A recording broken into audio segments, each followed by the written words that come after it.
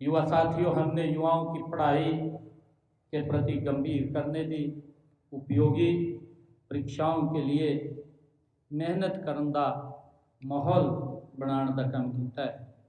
और इसके लिए साडी सरकार ने हरियाणा दे विच बिना पर्ची बिना खर्चे युवाओं को रोजगार देने का काम साडी सरकार कर रही है। मुझे बड़े खुशी की गल है कि अज मैं युवा साथियों के विच आने का मुझे मौका मिले है।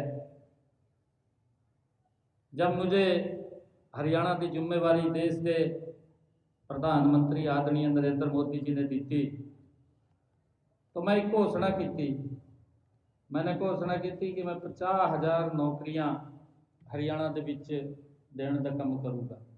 मेरे पास बड़ा कम समय से मैंने लगभग 15-16 हज़ार युवाओं को ज्वाइनिंग लैटर दिते। छोटे समय के विच बड़ी प्लानिंग मैंने की सी। 15-16 हज़ार युवाओं को मैंने 2-3 महीने के विच ज्वाइनिंग लैटर दिते। कोड ऑफ कंडक्ट लग गया। साढ़े कुछ लोग विपक्ष के साथी चीफ इलैक्शन कमीशन से जाके पेश हो गए और जाके कहने लगे कि सरकार को रोके क्यों कोई ज्वाइनिंग लेटर ना दें। चीफ इलैक्शन कमीशन ने मुझे एक ईमेल डाली, एक पत्र डाल दिया कि तुसी अभी कोड ऑफ कंडक्ट लग रहा है, कोई रिजल्ट नहीं निकालेंगे। मैंने जब वो ईमेल देखी मेरे पास आई तो मैंने कहा नहीं निकालेंगे।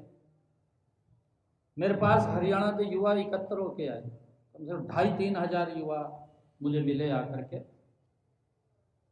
मुझे आकर के कहने लगे कि मुख्यमंत्री जी तुसी रिजल्ट निकाल दो। मैंने कहा मगर नहीं, मैं तो नहीं निकाल सकता, मेरे तो चुनाव आयोग ने मना किया है, मैं रिजल्ट नहीं निकाल सकता। कहने लगे कि हवा चल रही है कि सरकार बदलूगी और साडा तो कहा काम खराब हो जाएगा। मैंने कहा नहीं, मैं रिजल्ट नहीं निकालांगा। मैंने स्पष्ट बोलिया, मैं एक वादा जरूर करता आप लोगों के नाल। मैंने उन्होंने युवा एक गल की, मैं आप दे नाल एक वादा जरूर करता कि 8 तारीख को रिजल्ट आना है। 9 तारीख को मैं कहा मैं ज्वाइनिंग बाद में लेनी, परंतु पहले ज्वाइनिंग आपकी देनी। और मैंने उस गल को पूरा किया है। पहली बार हरियाणा के इतिहास के 25,000 युवाओं को मैंने पहले ज्वाइनिंग लेटर दिता, फिर मैंने अपनी शर्त ली थी। उससे पहले मैंने शर्त नहीं ली थी। एक बड़े पद्धर से काम मैंने युवाओं के जो उन्होंने भावना थी उस भावना को पूरा करने का काम ये साडी सरकार ने किया है।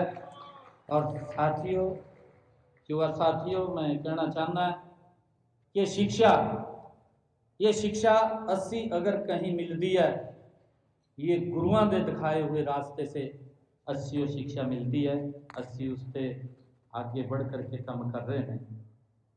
युवा साथियों, साडी सरकार अपनी भावी पीढ़ी को ऐसी शिक्षा देने के लिए प्रतिबद्ध है कि उन्हें रोजगार सक्षम बनाए, चरित्रवान भी बनाए और उनमें नैतिक गुणों का समावेश भी करें। युवा साथियों, हमारे शिक्षकगण भी यहाँ पर उपस्थित हैं। हम सब जानते हैं कि शिक्षकों की भूमिका किसी भी राष्ट्र के निर्माण में अत्यंत बड़ी महत्वपूर्ण होती है। आप केवल पाठ्यक्रम या किताब नहीं पढ़ाते, आप जीवन का मार्ग भी दिखाने का काम करते हैं। ये मेरे लिए बड़े साढ़े लिए बड़े फकर की गौरव की गल भी है कि गुरु परंपरा शिक्षक को ईश्वर के समान माना गया है। अज गुरु गोबिंद सिंह जी के चरणों की हजूरी विच असी बैठे हैं। गुरु परंपरा में शिक्षक को ईश्वर के समान माना गया है।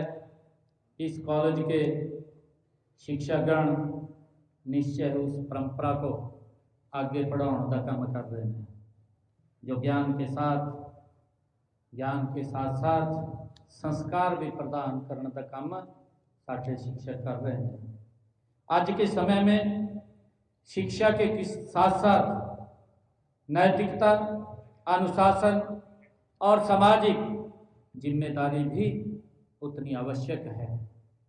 युवा साथियों, गुरु गोविंद सिंह जी ने चारों साहिबजादों का बलिदान दे करके ये सिद्ध किया कि सिद्धांतों के लिए दिया गया बलिदान सबसे बड़ा बलिदान होता है। यह इतिहास नहीं, हमारे जीवन का ये मार्गदर्शन है।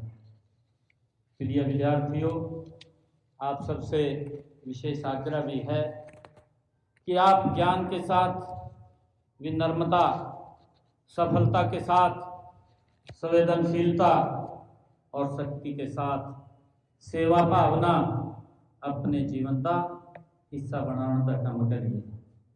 यही हमारे महान गुरुओं का ये संदेश है, यही इस कॉलेज की आत्मा है।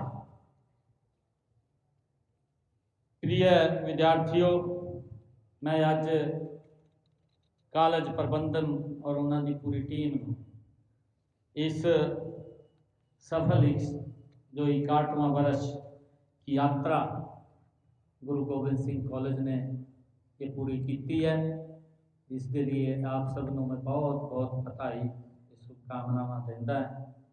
गुरु साहिब आप सब की चढ़ती कला रखे, मैं ऐसी प्रार्थना भी करता हाँ।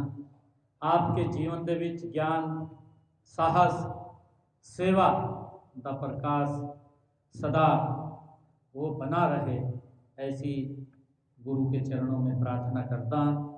आप सब का मैं दिलों धन्यवाद करता।